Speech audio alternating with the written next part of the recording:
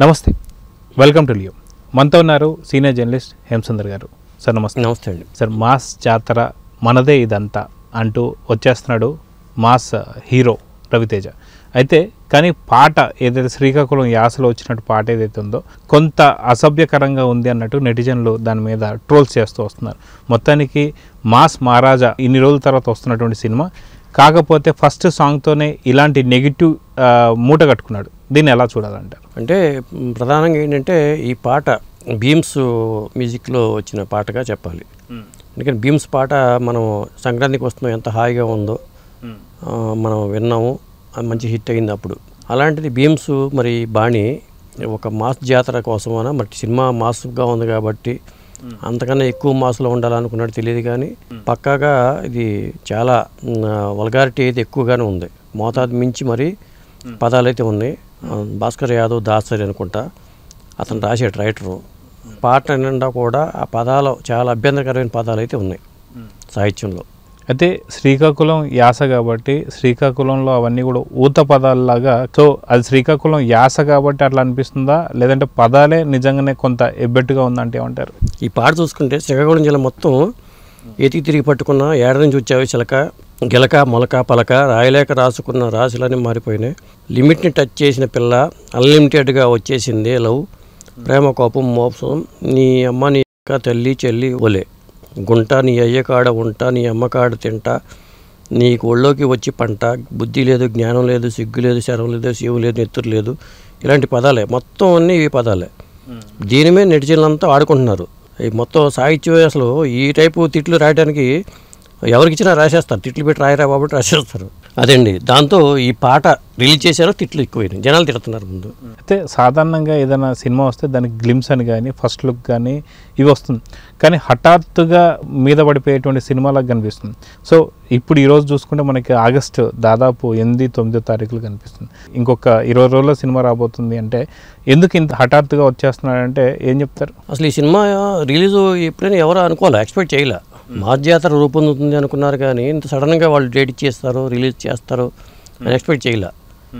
పైగా మరి ఆగస్ట్ 14న పెద్ద సినిమాలు రిలీజ్ అవుతున్నాయి, హడావుడి అంతా ఎక్కువగా ఉంది. మళ్ళీ సెప్టెంబర్లో సినిమాలు వరుస పెట్టి ఉన్నాయి.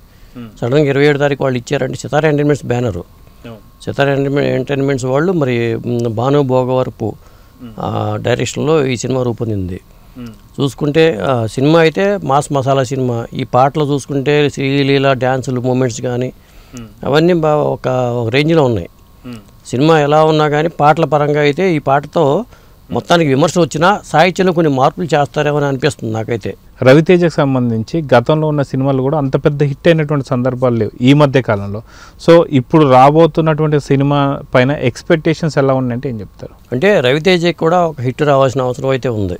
ఎందుకంటే ఆయన ఈ మధ్యనే రవితేజ గారు థియేటర్ కూడా మా ఎక్విప్మెంటు లేటెస్ట్ టెక్నాలజీలతో ఆయన థియేటర్ కట్టుకోవడం కానీ, మరి త్వరలోనే మళ్ళీ ఆయన థియేటర్లోనే ఆయన సినిమానే వేసుకునే అవకాశం కూడా వచ్చేసింది. ఏఆర్టీ థియేటర్ అనేది రవితేజ థియేటరు. పైగా మరి ఈ సినిమా పరంగా ఆయనకి రవితేజకి ఒక ఎందుకంటే ఆశలన్నీ ఇప్పుడు ఆయనకి కూడా ప్రతి హీరోకి కూడా అప్ అండ్ డౌన్స్ ఉంటాయి, కానీ ఎక్కువ చాలామంది హీరోలకి మాత్రం ఈ మధ్యన ఫ్లాప్లో వచ్చేసి వెనకబడిపోతున్నారు. కానీ రవితేజ తనకి ఇప్పటికీ కూడా సినిమా ఫ్లాప్ అయినా కానీ కలెక్షన్స్ పరంగా కానీ ఆయనలో గ్రేస్ ఏమాత్రం తగ్గదు. ఒకవేళ డ్యాన్సుల పరంగా చూసుకున్నా యాక్షన్ పరంగా చూసుకున్నా ఆయన మాస్ మహారాజే కాబట్టి ఆయనకంటూ ఒక అభిమాన వర్గం అనేది ఉంది. ఖచ్చితంగా ఆయన అభిమానులకి అలరించేలాగానే వీళ్ళు ఈ సినిమాని చేసినట్టుగా అనిపిస్తుంది. అయితే ఆయనకు పెట్టిన టైటిల్ ఏదైతే ఉందో మాస్ మహారాజా, అదే టైటిల్తో సినిమా రావడాన్ని ఎలా చూడాలి? అంటే వాస్తవానికి రవితేజ గారి బయోగ్రఫీ మనకు తెలుసు. చాలా చిన్న చిన్న పాత్రలు వేసుకుంటూ తర్వాత క్యారెక్టర్ ఆర్టిస్ట్ వేసుకుంటూ తర్వాత కమెడియన్ గాను అట్లా అన్ని విధాలుగా వచ్చి ఇప్పుడు ఒక స్టార్ అయిపోయాడు అని చెప్పుకోవాలి. సో ఇదంతా కూడా ఆయన బయోగ్రఫీలా చూసుకోవాలంటారా ఎలా? ఎందుకంటే తనకి ఇచ్చినటువంటి మాస్ మహారాజానే టైటిల్గా పెట్టుకోవడంలో ఉన్న ఆంతర్యం ఏంటంటే ఏం చెప్తారు? అంటే ఆయన అసిస్టెంట్ డైరెక్టర్గా కెరీర్ స్టార్ట్ చేసుకుని ఆ తర్వాత మరి చిన్న చిన్న పాత్రలు మనసిచ్చి చూడు ఏదో సినిమా అప్పట్లో, అలాగే సింధూరం సినిమా, ఇట్లా మంచి మంచి ఆ సినిమాల్లో ఆ టైమింగ్ అనేది ఖచ్చితంగా ప్లస్ అయింది. అది సక్సెస్లు వచ్చినాయి. ఆయన మంచిగా చక్కగా ఎదిగాడు కెరీర్ పరంగా. ఈ సినిమా ఇక ఆయన మాస్ అనేది ఇక ఆయనకి వెళ్ళిపోయింది కాబట్టి ఈ తరహా సినిమాలకే ఆయన ఎక్కువ ఫిక్స్ అయిపోయాడు. ఇక వేరే ప్యాటర్న్లకి వెళ్ళి సినిమాలు చేసే ఆలోచన కూడా రవితేజ కూడా ఉన్నట్లేదు. చేసే ప్రతి సినిమా కానీ ఒక మాస్ సినిమానే వదులుతున్నాడు ఆయన. మరి చూడాలి ఈ సినిమా ఎలా ఉండబోతుంది అనేది. అయితే గతంలో మనం చూసాం ఈగల్ కావచ్చు, అదేవిధంగా కొన్ని సినిమాలు కొన్ని ప్రయత్నాలు చేసినా పెద్దగా ఫలించాల. సో ఖచ్చితంగా మాస్ కామెడీ ఎంటర్టైనర్గా వస్తేనే రవితేజగా గుర్తింపు వస్తుందని చెప్పి మళ్ళీ సేమ్ మీరు ఇందాక అన్నట్టుగా సేమ్ అదే ప్యాటర్న్లోకి మళ్ళీ వచ్చాడనుకోవచ్చు అంటారా? 100%. ఇప్పుడు ఆయన సినిమాలన్నీ ఆ రేంజ్లో ఉన్న సినిమాలు హిట్ కొట్టినాయి. ఇప్పుడు ఈగల్ సినిమా కూడా ఆ రేంజ్లో ఉన్నా కానీ అది వర్కౌట్ అవ్వలేదు. కానీ కిలాడి కావచ్చు కొన్ని సినిమాలు అయితే కొన్ని ఇబ్బందులు పెట్టినాయి. కానీ మొత్తానికి మాస్ జాతర అయితే మాత్రం ఒక జాతర తీసుకొచ్చేలాగానే ఉంది.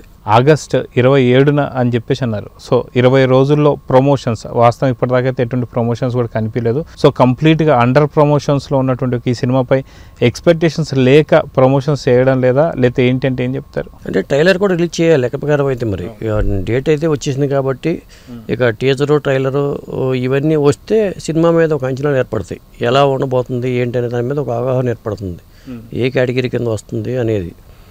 రాబోతున్న ట్రైలర్ ఎలాంటిదో చూడాలి మరి. సో చూద్దాం సార్, మొత్తానికి సినిమా ఏ జోనర్కి సంబంధించింది, సినిమా ఎలా ఉండబోతుంది అనే దానిపై నిజంగా ట్రైలర్ ఎప్పుడు వస్తుంది, దానిపైన అంచనా ఎలా ఉండబోతుందో చూద్దాం మరి. నమస్తే. నమస్తే అండి.